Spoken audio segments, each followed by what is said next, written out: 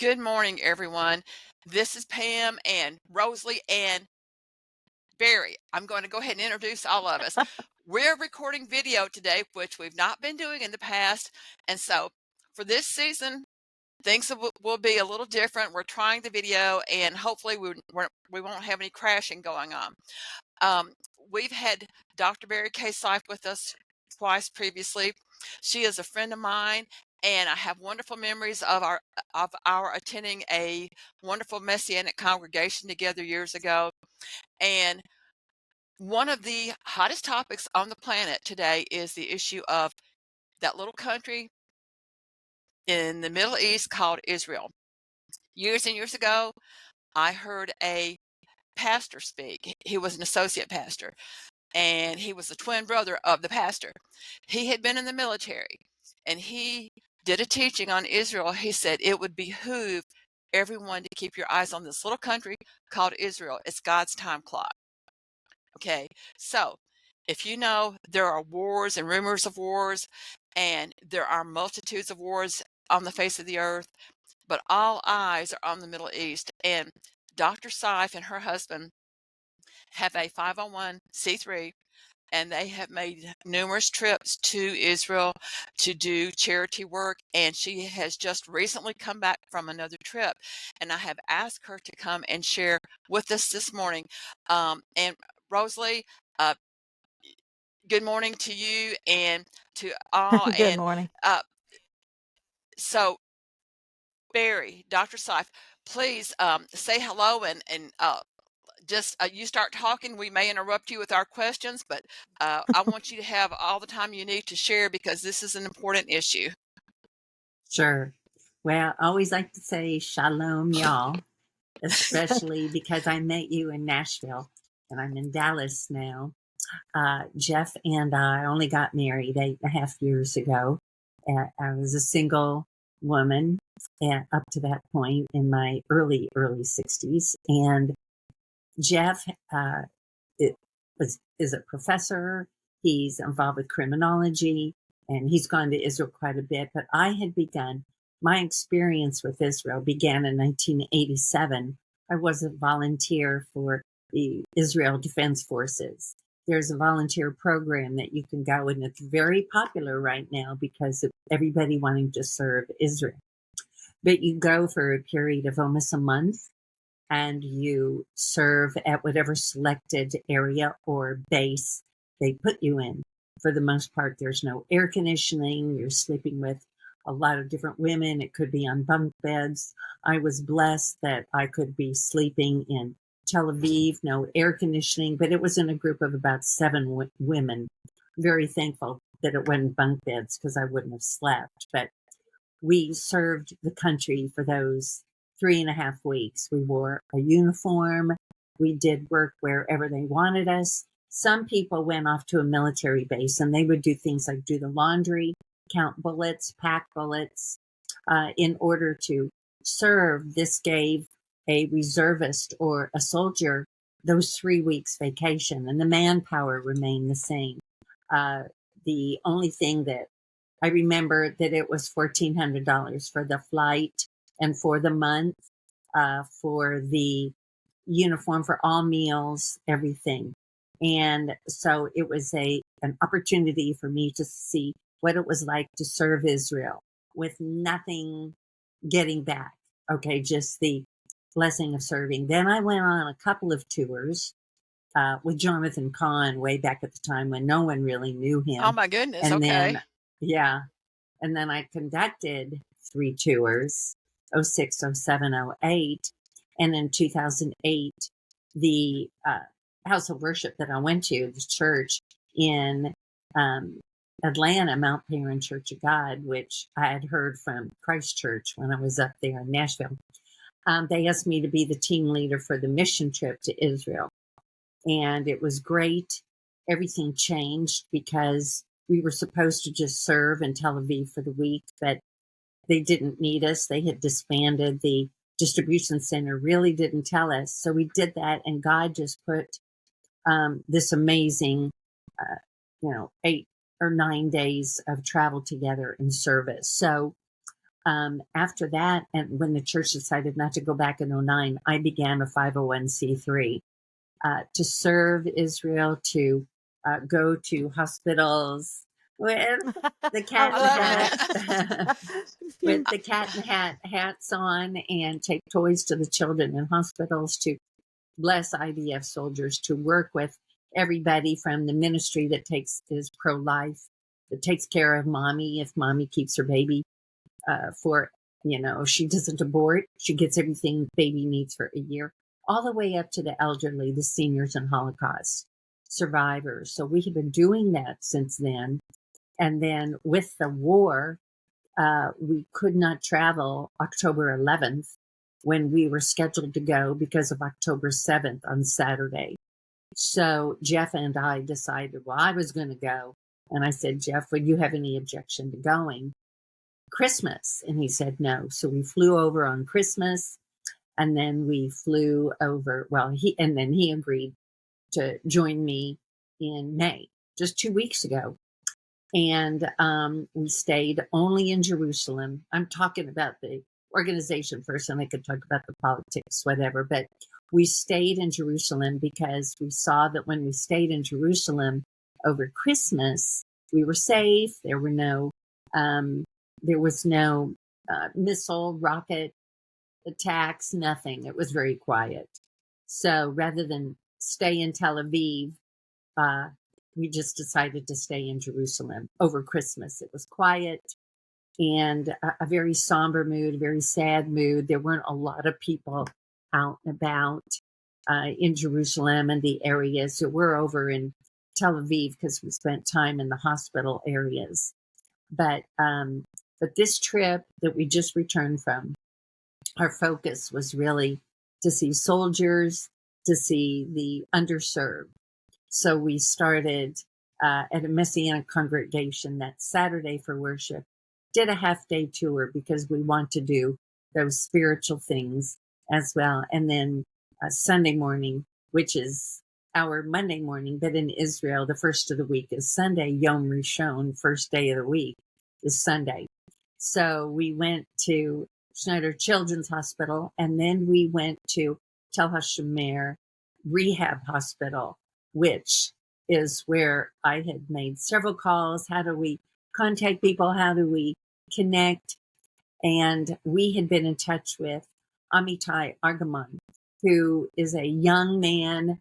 His mother and 3 sisters are believers in Yeshua. He is not, and I think a couple other sisters are not. But we went to support them, to bless them, to see Amitai. We saw him in Christmas, but there was a video posted of him in this rehab ward. And so I contacted him, but he said he was going to be in New York. Then I contacted his mom, and she met us, and we gave them a financial donation. But she didn't meet us for that. She connected us with the man who took us around to all of the injured amputee soldiers. That's And so awesome. we were able to bring a little cat in the hat doll, and then a gift card to Aroma, which is kind of like our Starbucks here, but it's got a wider selection of food. And Oh, we would go up to the soldiers and say, you know, hey, we got you this gift card, 100 shekels, because we heard the food is really bad here, or you look like you need to eat more, something like that. And the soldiers who were rehabbing, they were in all different states of their rehabilitation. They were all amputees. And the wow. very first man that we saw had most of his leg injured. It was gone. And so he was in a wheelchair, and he had a shirt on, and the back said F blank CK Hamas, I and saw so that. we I all had to saw have a that. picture with part of that white, erased. But Yeah. yeah, we appreciated his humor. That really broke the ice for us. And then Susie, she came with us. She is a congregation leader in California. She is what I call a tiny person. She's a dwarf, and she dressed up in this cougar outfit, and I had the cat in the hat on. And but she had 40 years of work experience within occupational therapy. And she was able to tell this young man, yeah, you'll go through different phases. They're trying to get your stump, and that's what they call it, prepared for you to get the prosthetic. So we went through the ward with a man named David taking us through, and he works with the soldiers. He's a tennis player and is working with them to build up their arms. And then the highlight, I think, for all of us was to see all of them, but also to see this young man who had not stood. And it was the first day that he got to stand on his new prosthetic. His mom was there, his family was there, his nurse aide was there. It was just really, there was a lot of hope Emotional. there. It was, in Yeah. a good way, in a good Yeah. way. And we never sensed any self-pity Mm. at all. And we were taken up to the head trauma unit. He asked us if we would want to go, and we said, well, yes. So we went up there, and there was a woman, and I don't know if she was formerly a soldier, but she had been attacked down at Kibbutz Aza or Nachal, somewhere around there, and was shot so many times I lost count of the number of times she was shot. She'd had 14 surgeries. Real pretty young girl, but seemed like she was coming through. So we saw people in different vegetative states, the soldiers. So that was sad, but there was still hope there. And that was encouraging. After that, we went to the Hostage Memorial, which is right outside of the Tel Aviv Museum, where there is an area that's set up for the missing hostages, a time Yeah. clock that lets you know how many days, hours, minutes has passed since the hostages have been taken. So everywhere you went, there were posters up of the missing hostages. So that is forefront on Israel's mind. Even with the celebration of Memorial Day and then Independence Day, right before we got there, that was still on Israel's mind. I don't think that the celebrations were as jovial as they would have been because of this cloud that is over the people of Israel right now. Did Okay, we Barry, sense danger? Absolutely not. I want to jump in here. Okay, so also I saw the video that you posted of the walkthrough at the site of the massacre uh, at the Yes. Nova Music Festival, and Yes, that's gut wrenching. It's absolutely gut it wrenching, is. and It is. I know that you said one of your friends texted you and said they wanted you to remove that, and I mean that those kind of responses Yeah. are something I've recently encountered too, and I wasn't even there Yes. on this trip. Um, so tell me your perspective how this happens. We know that murder is murder. It's, no matter Right. how you cut it, slice it, or dice it, murder is murder. Throwing babies in ovens, baking them alive, that's what the Nazis did. And that's what happened Correct. this day. So I'm trying to rectify this in my mind too, because I recently met Yes. someone who was a lovely individual and very intelligent. But when Israel was mentioned, I mean, immediately she went into a tangent about her perspective and about how she hated this and she hated that. And she Yes. led into a discussion about Donald Trump being a dictator just from the mention of Israel. So how do you view these types of responses? And I mean, it kind of hurt me that one of your friends asked you to take that posting down because Oh, that yeah. shows the reality. These were people that were massacred, and there were pictures of them, and there were poles there Right. and flowers memorializing them or honoring them. So tell me how your heart felt Yeah. when you had that kind of response. Well, it went back to October the 7th because I sent all three of my brothers some video of the video just as it had almost happened. It was on a Telegram channel, Amir Tafadi, and he had it. And so I sent it to all three of my brothers. And one of them I didn't hear from. They're all Jewish, two are believers. One had, like sad face. But the other one said, don't ever send this to me again. And he is a leftist. He is a liberal. He is Jewish, but doesn't want to know anything. He didn't want to see that. And then when Jeff and I traveled to where he and his live-in girlfriend live, he said, listen, let's just agree not to talk about politics in Israel.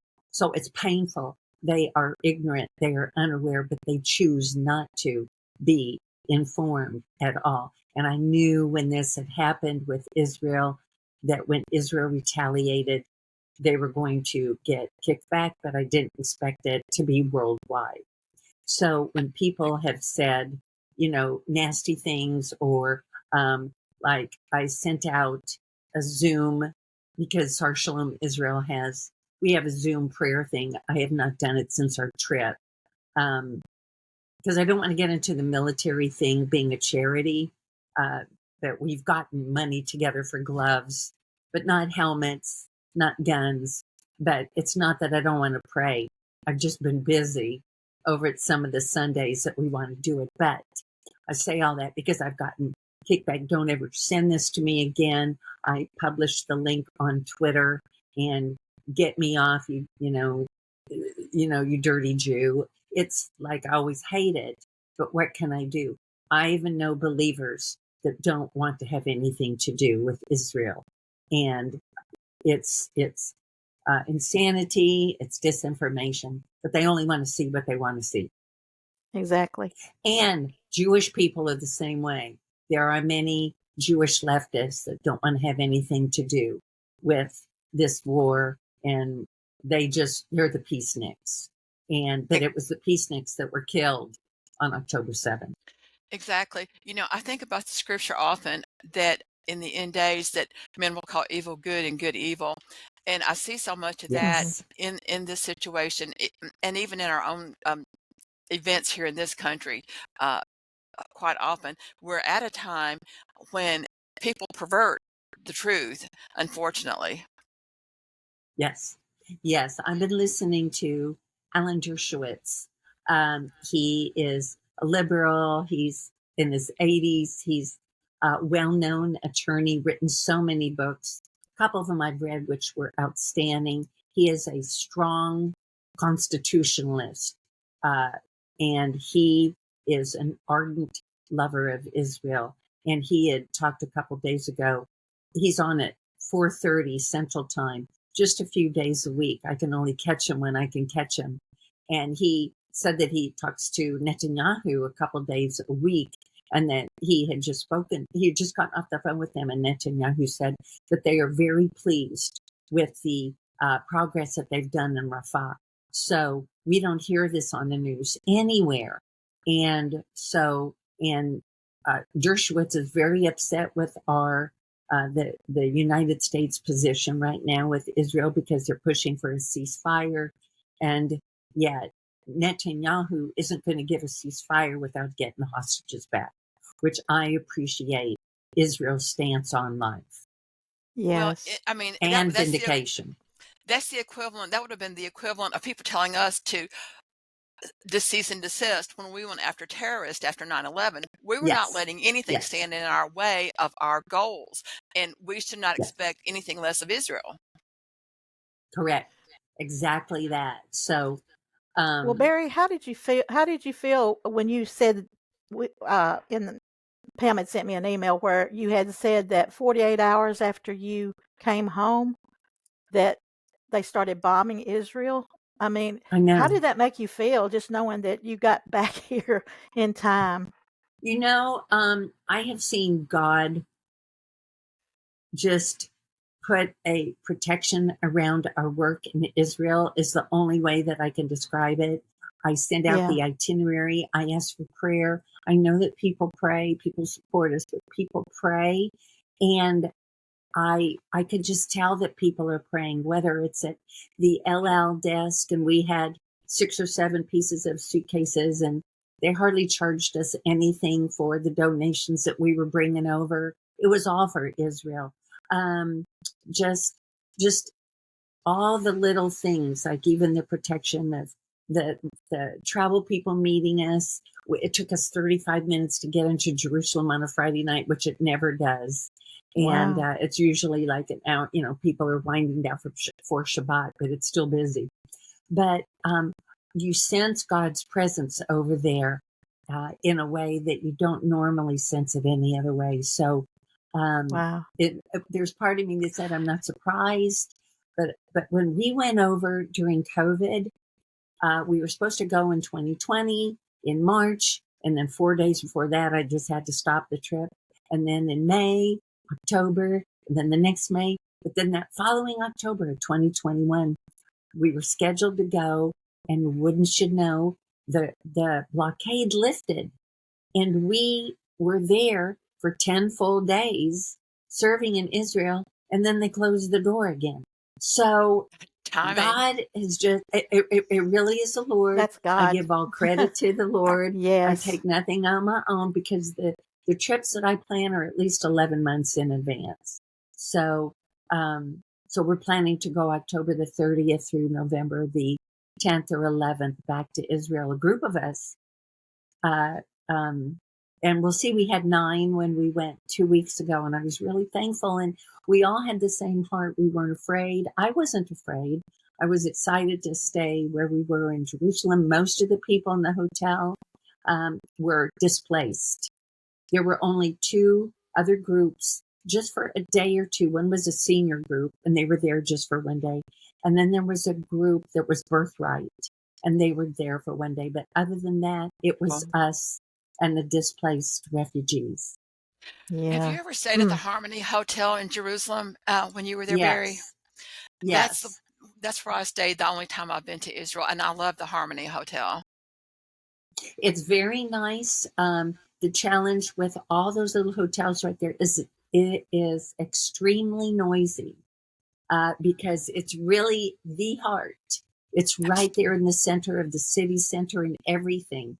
And so it might be just a block away, but it still is extremely noisy. And to pay that kind of money for that noise, we're a couple blocks away over at Prima King's, which Okay. seems to be better and not as noisy, and we can walk.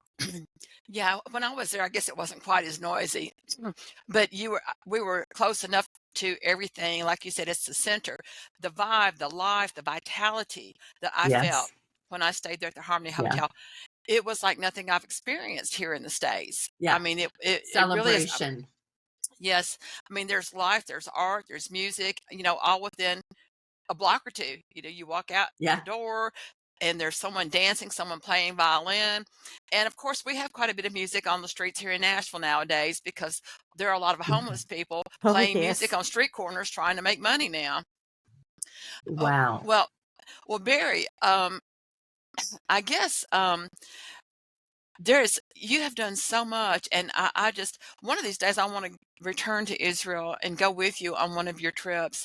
I've been one time, and my trip was cut short by 3 days when I went before because of an unfortunate incident and a conflict. But so Wow. I know that my trip was not finished, and I know I'm supposed to go back at some point. So I'm hoping that Sure. on one of those times I'll get to go with you. Um, but Rosalie, have you got anything else to say to Barry or any questions for her? Because I feel like, Well, boy, I this has just been an think she's exciting an awesome interview. person. I think you're awesome, Barry, for what you do for all those people in Well, Israel over there, and I know they appreciate you so much, and we it's from the appreciate you Lord. for because we love Israel. So, but look, I just think God has favor, you know, over y'all when you go, and that you're, It like you it said, was protected. Yes. It was a call. This is not Yes. something that I just thought up. It really came to me. Um, I had finished my doctoral work in early 2004, well, 2003. And I thought, and I turned 50, and it was Yom Kippur. And so none of my family members contacted. It was very depressing. And I thought, well, I'm going to go on a silent retreat. And I did. It was a little place in Atlanta. It's a monastery. And I sensed that the Lord said, you're going to do business on great waters. So I ended up going but I didn't put these two things together. But when I went on this cruise with Chuck Missler to searching the anchors of Paul and Malta, the lost anchors in Malta, it was such a small boat, so many people. I was sick a lot, and I sensed the Lord said, I don't want, how do you expect to be happy anywhere else other than my land? So that is how everything began. And I began the charity, and we do at least 60% charity work there. But, and Israel is small. I would say it's like from maybe Jackson or maybe Memphis, Tennessee to Nashville. It's not even that far wide. It's not maybe from Jackson to Nashville. That's the width. And the top to bottom is probably from the top of the state, I guess, Clarksville, Tennessee, down to maybe Pulaski or something like that. It's just not a big area. It's a pretty small area. So you can really cover a lot of area in Israel. So, you know, we align ourselves, we connect with people that are in the ministry of the land, because after we leave, they are there to continue on the work, to share the good news of Yeshua to the lost. And They're on the front underserved. lines. Well, listen, guys, it's about time for us to close out. And boy, this has been an exciting morning. We've got Barry, we've got my brother who Yes. showed up unexpectedly. We've got two little, Only 2 minutes. very energetic little boys in the next 2 room. minutes. But anyway, yeah, it looks like Barry's got something going on there too that she needs to take care of. Barry, I pray that this is not the last time you're going to come back and visit us for an interview. Amen. And just as you've been called to this work in Israel, it seems like this is the work that the Lord has called Rosalie and I to in this season of our lives. It's just to do this podcast and Amen. to have different voices on here.